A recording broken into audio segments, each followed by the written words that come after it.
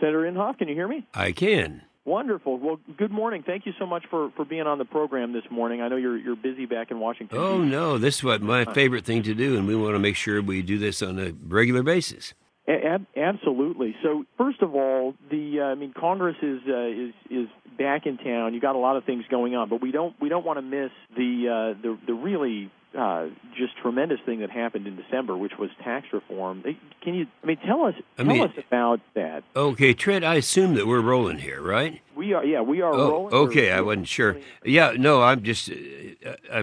It's just remarkable. And it is more so for me because I'm old enough to remember what happened in 1981. And I wasn't here, of course, at that time, but I do remember Reagan and what he did with at that time, it was the largest single tax decrease in history, actually a little bit more than Kennedy had done just a few years before. And what it does is it gives, there's no one listening to us right now who isn't going to directly benefit from this. I mean, the fact that the individual deductions are going to be favorably. A study was made, and the average family of four in the state of Oklahoma will actually receive more than $2,000 actually in the first year. And so it's a major thing. Now, here's another thing that most people are not aware of. What all the corporations around the world were so elated with getting rid of a lot of the overtaxation, making them non-competitive on an international basis, the over-regulations and all that these companies, I'm looking at the list right now, 123 of them, have given bonuses already. I'm talking about last week, to their employees. Let's take American Airlines, for example. I was riding American Airlines back to Washington 3 days ago, and the flight attendant was so excited. She didn't know who I was, but they were talking about, what are we going to do with our $1,000 bonus? Every single employee of American on that plane had a $1,000 bonus that they were not anticipating. Well, this is what's going on, and it causes the economy to just explode. I have people asking all the time, and a lot of the Democrats that were opposed to this, and a lot of the liberals that were opposed to it, they would say, well, you can't give people tax breaks, substantial breaks in their reductions in their taxes, and still at the same time not incur a debt from that.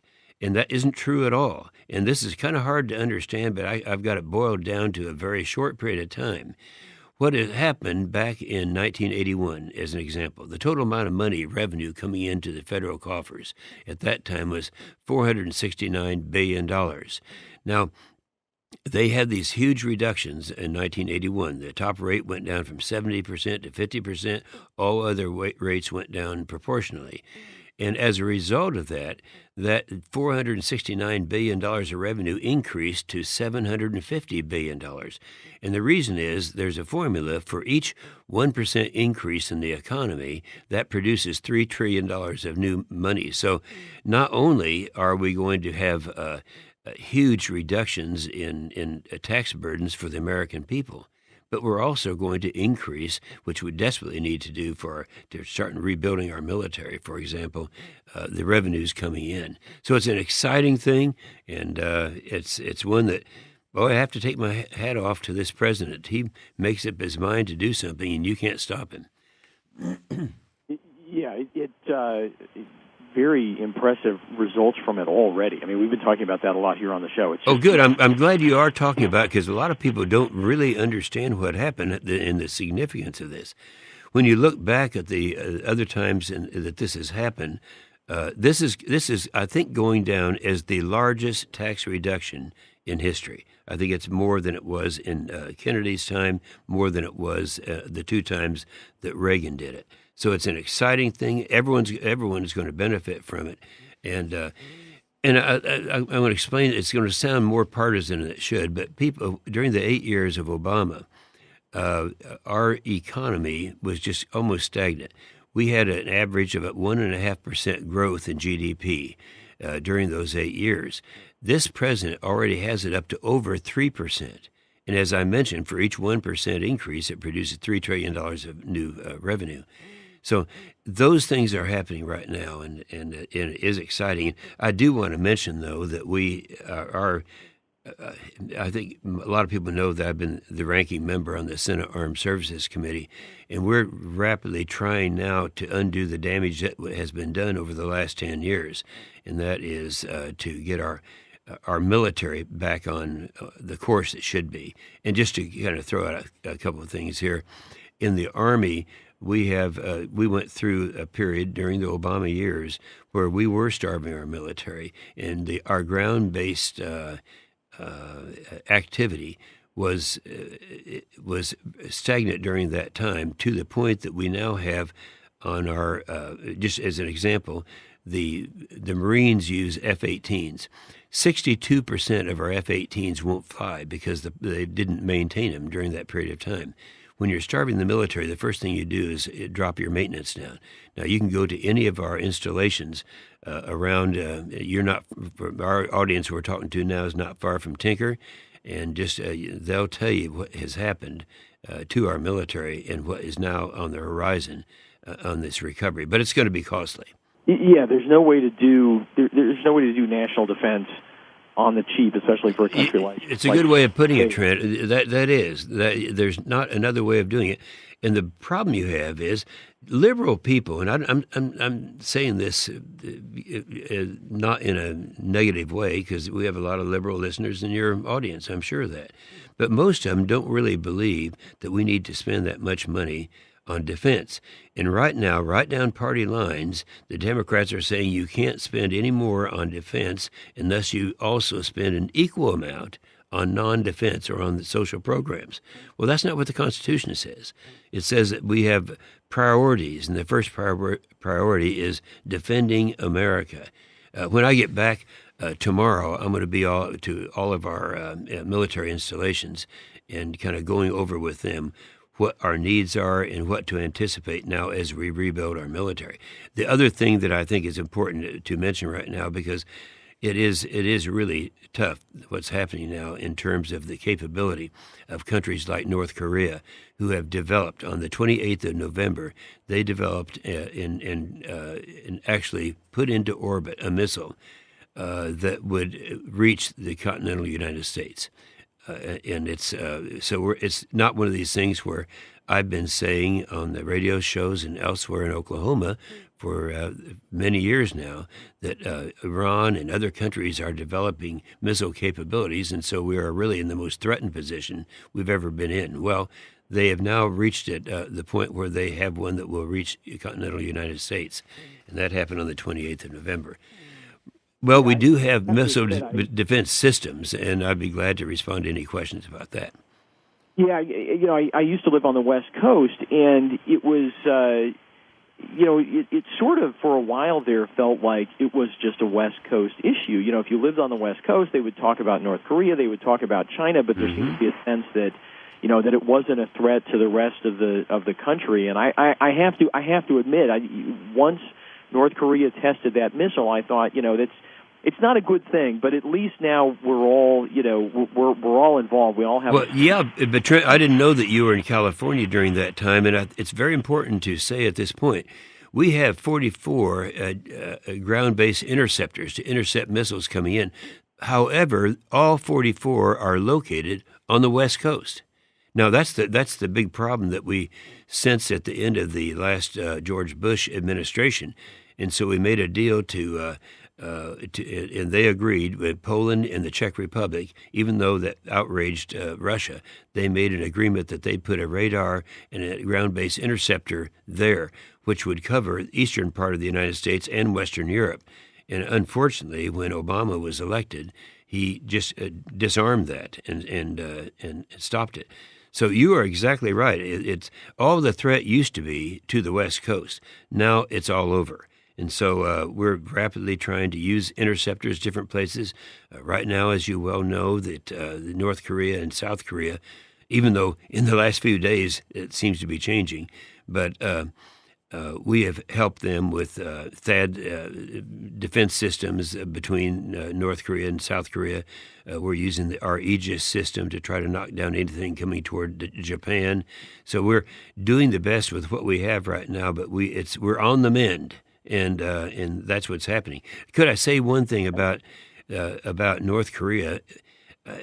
I know everyone gets upset with the things that this president does with his tweets. And, I've finally figured out why he's doing this. This guy is accomplishing really great things by doing it. For one thing, he has a very unfriendly media. You know that. They don't like him. And so he is just bypassing the media and going straight to the people. And as a result of that, you have this dictator, this guy that's running North Korea, in a position where he's now afraid of us for a change, because the president's been very clear. Remember, he said just last week, he said, yeah, you may say that you have a button and you have the capability, but we have a bigger button and we have more capability. You do that and we'll blow you off the map. Well, I know that sounds not all that diplomatic, but it seems to be working. All of a sudden, North Korea is saying, well, we're going to go to the Winter Olympics in South Korea, and they're now communicating with South Korea. And so we're seeing some results of a style that is that I'm rapidly learning to appreciate. Yeah. I think there's a lot to learn. And I don't like the historical comparisons when they get overblown. But Ronald Reagan was very savvy about keeping the Soviet Union off balance, and some of his comments that at the time the media portrayed as being irresponsible and off the cuff, and it turned out later to have been thoughtful and intentional and very effective. And I think Trent, that same story. That is great that you're aware of that and have been talking about it. Not many people are. Now, Ronald Reagan didn't have the technology at that time to bypass the media and go straight to the people. So he had to do it with his chats, kind of like Roosevelt did in the past. But he was able to communicate, and it's a lot easier nowadays because of all the technology with tweets and these things I don't understand. So you're right. That he was very successful in doing that. I want to say one more thing to make sure our listeners understand something you said a minute ago, and you can respond to this as well. But you mentioned the 44 interceptors that we have based out in California, and one of the things that I learned last fall, I was able to tour NORAD in Colorado, and they said that if they have an inbound that they believe has a nuclear warhead, they would never want to target that with just one interceptor. They would prefer to target that with 3 interceptors. Correct. So, I think people hear that number 44 and they think, well, North Korea's maybe got 1 or 3 or whatever. But, when we talk about 44 interceptors, we're really talking about the capacity to intercept something like, maybe 15 inbound missiles. And that's, that's why this is so urgent. Yeah, because you can anticipate that if something like that should happen, it won't be one, and so we have developed a way of intercepting more than 1 or more than 10 or whatever it takes to do it. But fortunately, at the end of the last administration, they were going to cut that 44 down to 33, and we changed that real quick, and we're back up to 44, and using some other technology. But our problem right now is in the eastern part of the United States because, as you and I both said, we have 44 ground-based interceptors. That's what they are. But they're all located from Alaska down to Southern California. So I want to switch gears here if we can, Sure. Because I know you have a piece of legislation you're getting ready to introduce, and it's important to Oklahomans, and something people probably aren't going to hear about unless we talk about it on the program. That's the Wildlife Regulatory Relief Act. Yeah, that's actually we're going to Trent do that today. I was I had to find a Democrat. I wanted to find a Democrat to be a co-sponsor, and Senator Udall from New Mexico is now agreed to be a co-sponsor. We're introducing it today. I remember, everyone who's listening to us now remembers what happened in western Oklahoma just a few months ago. And I know I went out there in my plane 3 different times and met with them out there. And it was just tragic, the wildfires that were taking, the animals being burned alive and all these things. So we found out the frailties in our system, and I have a bill that we've introduced now, and I'm quite sure we'll get it passed. It's called the Wildfire Regulatory Relief Act. Well, it takes care of a lot more than just wildfires. It's for anything that would be a disaster. And it does four things. First of all, when the governor declares a state emergency, it allows the CRP program. These are lands that we're allowed to have our animals grazing on now for some very good and legal reasons. But that'll take those restrictions away. It'll give the community banks more latitude to help out farmers and others who have these problems.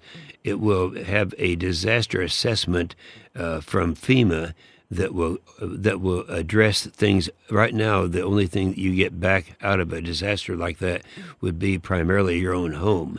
But this takes care of things like fences and others. So it's something that I will be back in Oklahoma tomorrow. I'll be in Enid, and I'll be addressing this subject in Enid to a statewide farm group.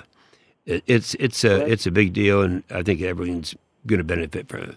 Yeah, absolutely. And Enid is right at the heart of our listening area, so I'm sure some folks out there will be, some folks listening right now will probably be up there to greet you and hear more about this. That's exciting.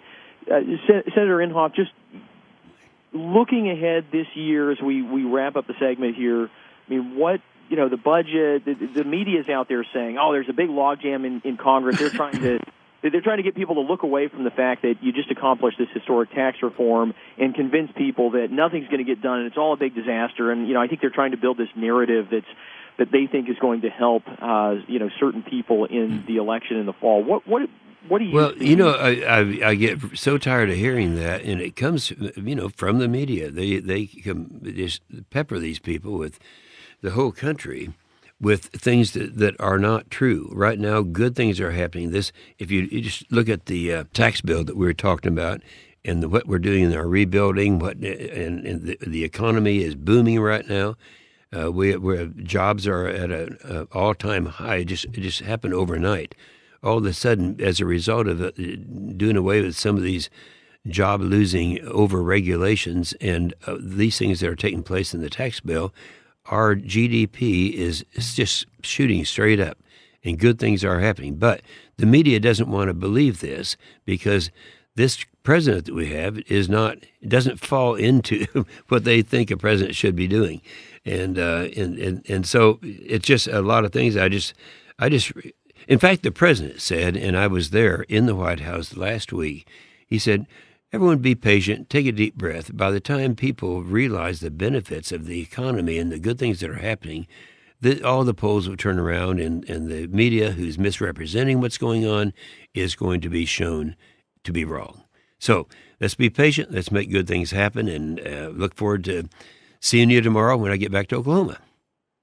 Absolutely. Senator Inhofe, thank you so much for being on the Trent England Show this morning, and thank you for your work in Washington, D.C. Thank you, Trent.